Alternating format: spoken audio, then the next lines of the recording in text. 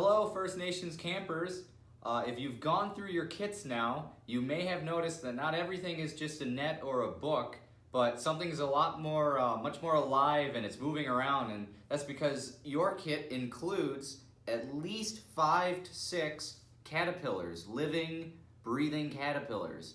One day, these will actually grow up to be painted ladies, which is a native species. They're from around here. Butterflies are awesome insects because they are pollinators. Their job is to go to all the different flowers and drink what's known as nectar. To them, it's like a really, really sugary juice drink.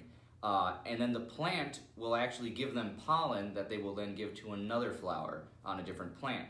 So both the plant and the butterfly or the animal both get something out of it. It's called a mutual benefit. Both of them get something good out of it. So we like to have pollinators because they help make sure that we have plants everywhere, and some of the plants that we eat, like vegetables and fruits, need pollinators.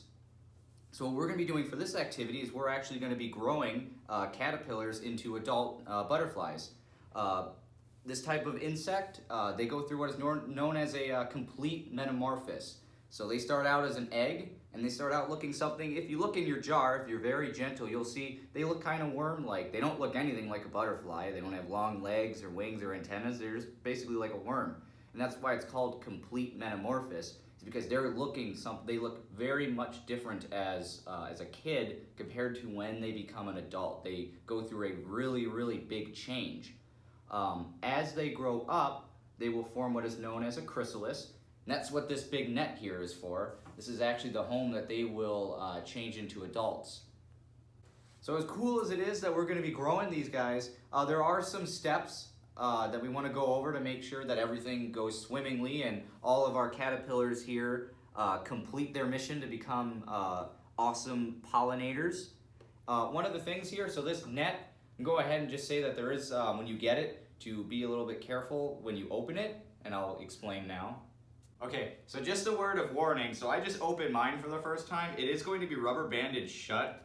When you release it, look out because it does actually really, it expands fast. So make sure your head is up when you let go.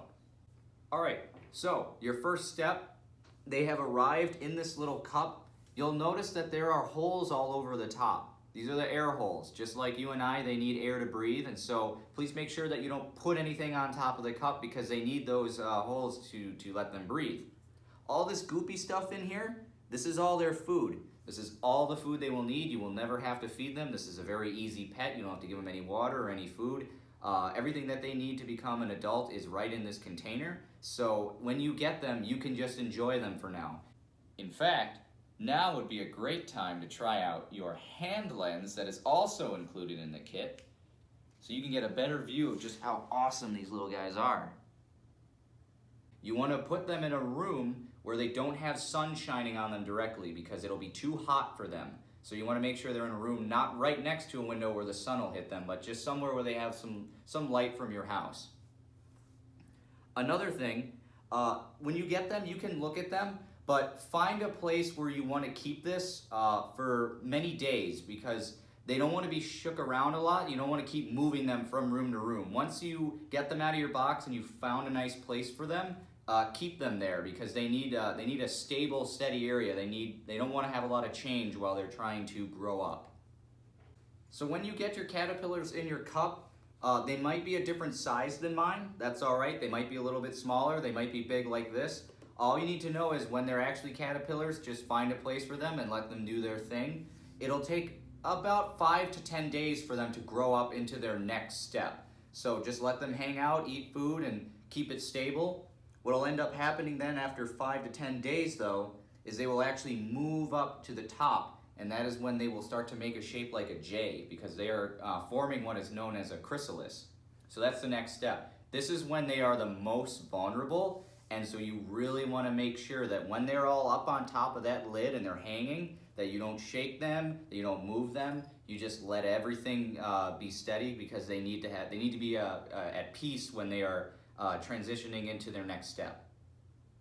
So when I say chrysalis, so that is actually like a protective casing that they will form around themselves. It's going to look almost like a leaf has been folded up into a ball almost. Now, inside there, that is where the caterpillar will be changing into a butterfly. So when all of your caterpillars have become a chrysalis, 24 hours or 1 day after, that is the best time to actually remove them and move it to the net. But you have to make sure that they have all turned into chrysalises first. So when the last one becomes a chrysalis, you can pop this lid off, and what we're actually going to do is you'll use these little bobby pins that come with it, and we will pin the cloth that they are attached to in here for their next step.